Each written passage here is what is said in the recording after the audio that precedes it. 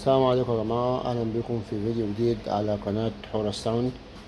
تمام، فاحنا النهاردة يا جماعة كان في سؤال جالي اللي هو الفرق ما بين الأطباق العشرة بوصة والاتناشر بوصة والخمستاشر بوصة في إنتاج الترددات الميد اللي هي الترددات المتوسطة. بس قبل ما أبدأ ميد القصة ديت، أو قبل ما أبدأ في الفرق ما بين الأطباق ديت وبعديها أو الدرايفرات اللي انتوا شايفينها ديت، خلينا نعرف يعني إيه الميد. الميت دوت هو الطبقة المتوسطة من الصوت في المجال الترددي اللي الإنسان بيقدر يستقبله، اللي هو من 20 هرتز لغاية 20 ألف هرتز. والمدى دوت بيبقى مندرج أو بيبقى تحت بند من 2000 هرتز لغاية، أو من 400 هرتز لغاية 5000 هرتز. درجات الميد يا جماعة عندنا 3 درجات للميد، اللي هو الميد هاي والميد والميد لو، يعني التردد المتوسط العالي، التردد المتوسط، التردد المتوسط المنخفض. تمام، فكل طبقة يا جماعة من الأطباق اللي احنا شايفينها ديت بيدي نوعية ميد معينة على حسب قطر الطبق، على حسب المدى الترددي اللي بينتجه الطبق. وخلينا متفقين ان كل ما زاد قطر الطبق كل ما قل التردد اللي هو بينتجه. تمام، فهنلاقي مثلا الأطباق العشرة بوصة ديت بتنتج الترددات اللي هي الميد العالية. عشان كده العشرة بوصة ديت يقولك العشرة بوصة ديت بتوزع، أو شدة الصوت بتاعتها أو نقل الترددات بتاعتها بيوزع لمسافة كبيرة. ليه بيوزع لمسافة كبيرة؟ لأن الترددات اللي بتنتجها ترددات خفيفة، ترددات الميد العالية. فالترددات ديت بتبقى خفيفة، اللي هي تنتقل في الحيز الخارجي وبينقلها الهواء لمسافات بعيدة. أما لما نيجي للترددات الميد اللي هي المتوسطة مثلا اللي بينتجها الأطباق اللي هي 12 بوصة، هنلاقيها اللي هي أتقل شوية. الانتشار بتاعها ما بيبقاش لدرجة كبيرة، بيبقى لدرجة يعني مش زي ديت، مش زي اللي هي الأطباق العشرة بوصة. بيبقى برضو ليها مدى ترددي معين فبتنتجه من ترددات الميت، بس بتدي وضوح للميت، بيبقى الميت بتاعها بالمعنى الدارج ميت مليان. نيجي بقى للميت بتاع الخمستاشر بوصة. الميت بتاع الخمستاشر بوصة دوت بيبقى من النوع اللي هو المجسم، النوع اللي هو داخل معاه سن بيز، فبيدي تجسيم للصوت.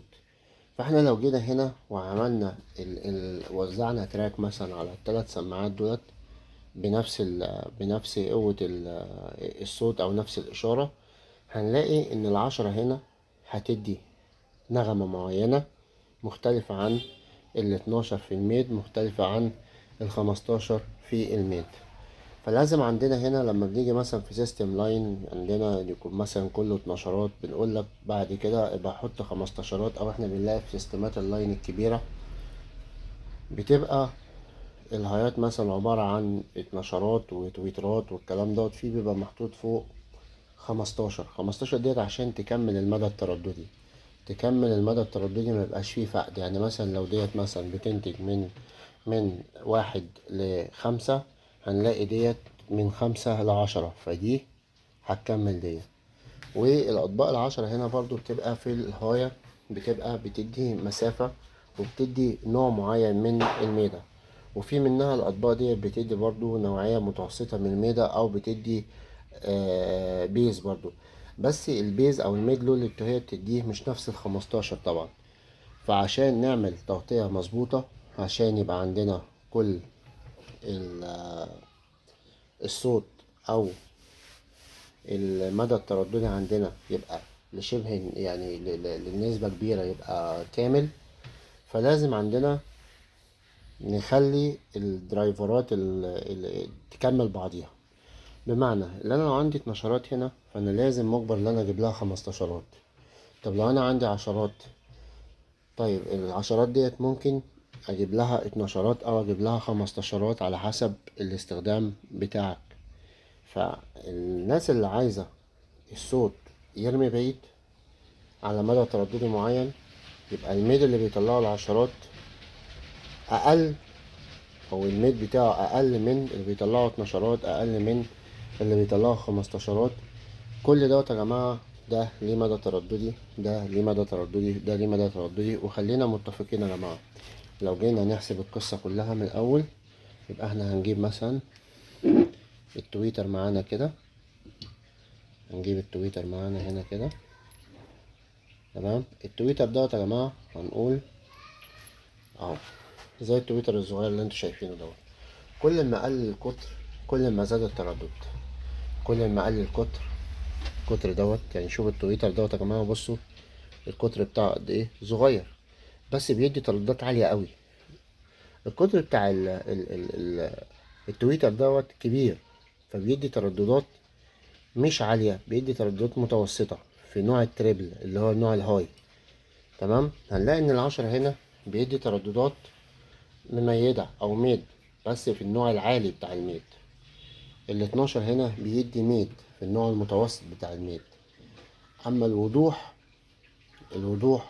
بالنسبة لل12 هنا، فال12 بيكون بيدي مدى ترددي ما بين ال10 وما بين ال15. بس طبعا هنا ما بقدرش احط الميد لو عليه او اخليه مبيز بالمعنى الدارج بتاعنا، فلازم ال15 تكون معانا عشان يبقى الصوت كامل هنا وهنا. فكل ما زاد القطر كل ما قل التردد اللي بينتجوه، كل ما قل التردد اللي بتنتجه السماعة.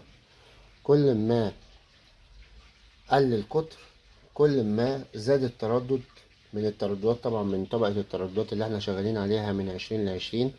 كل ما كان التردد اللي بتنتجه من الترددات العالية. فلازم نفهم يا جماعة الفرق ما بين دوت ودوت ودوت. ده اللي بيحكمك هنا مدى ترددي، اللي بيحكمك هنا مدى ترددي، اللي بيحكمك هنا مدى ترددي، اللي بيحكمك هنا مدى ترددي. وعلى حسب الاستخدام بتاعك، على حسب ما هيكون الصوت بتاعك خارج مظبوط او لا.